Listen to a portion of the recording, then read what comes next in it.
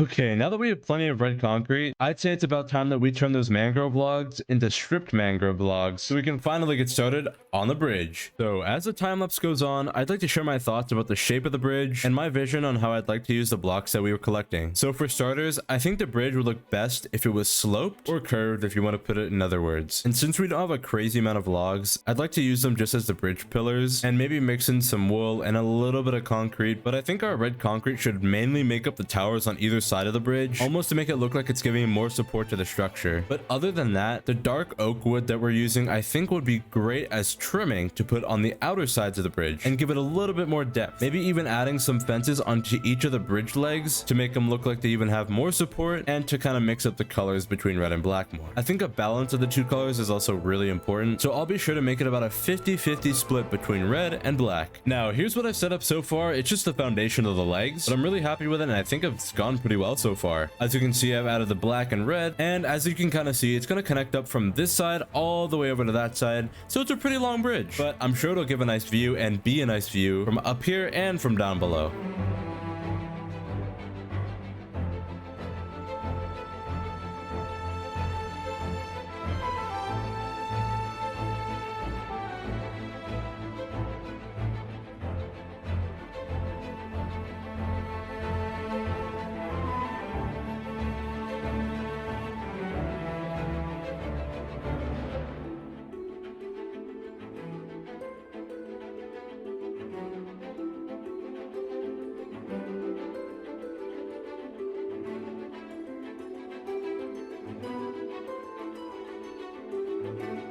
So just to give an update, this is what I've come up with so far. As you can see, it's kind of developed on each side. So we have our towers here to give more support, and you can almost see the archway starting to form over the entire bridge. You just got to use your imagination a little bit.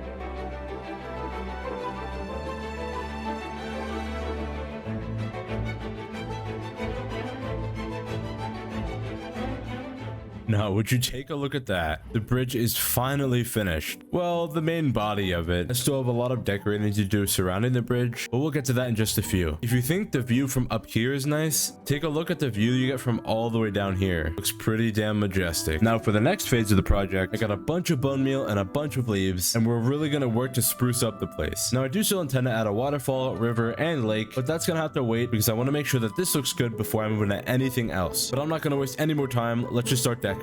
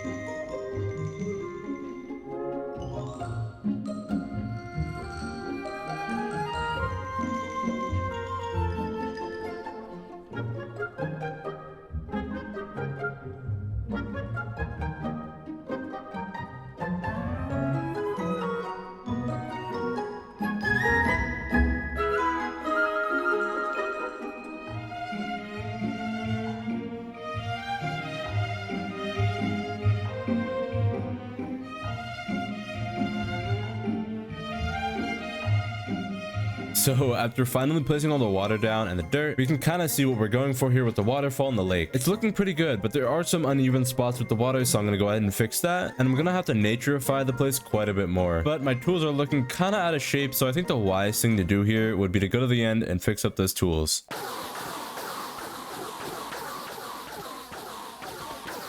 Gotta hand him in. Okay, well, now that our tools are fixed, our next task is going to be to clear out the river down below and kind of make it seamlessly float into a lake next to our guard tower over here. Now, I'm hoping to put even fish or something in this river, but also a smaller bridge to kind of complement the larger bridge to go over the river here. I really hope that makes sense, but you'll see what I mean.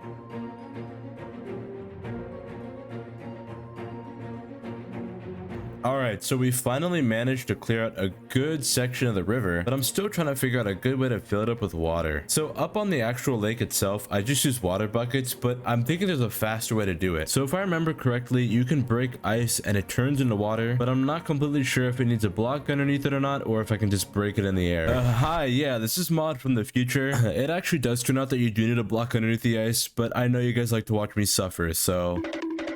Okay, this should be absolutely plenty of ice. Now we can go ahead and keep working on the river.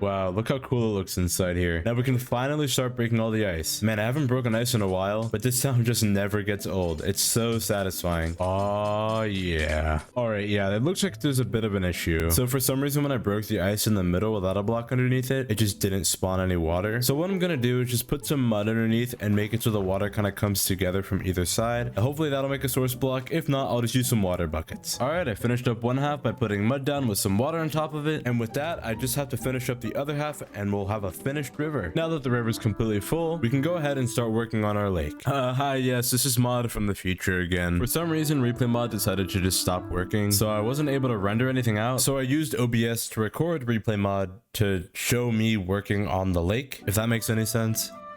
God, this looks so stupid. So if you see kind of a time skip when I'm decorating, now you know why.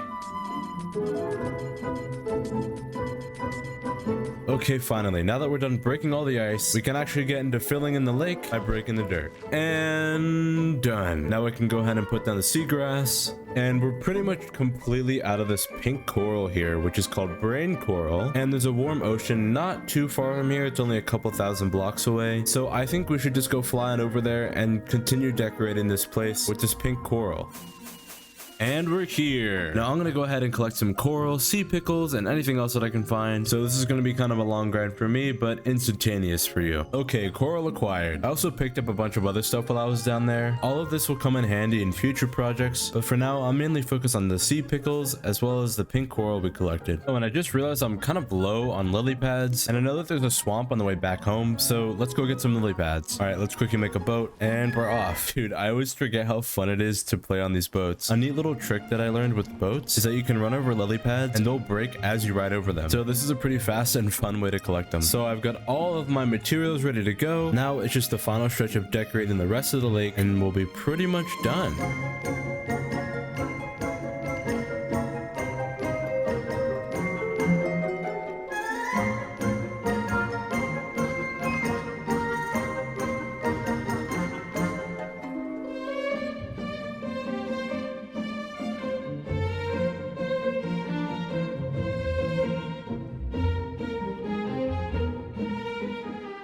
Alright, now that we're finished up decorating the lake, our next task is going to be to move on to making that little bridge I was talking about earlier. And to complement it, I think I'll end up adding a cherry blossom tree just for fun.